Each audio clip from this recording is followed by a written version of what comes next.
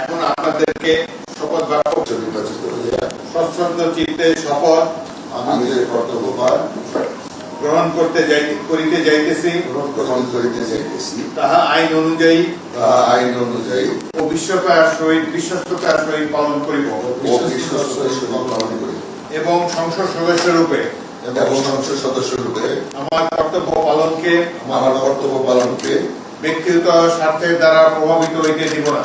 ব্যক্তিগত স্বার্থের দ্বারা প্রভাবিত হইতে দিব না। ধন্যবাদ। আসসালামু আলাইকুম।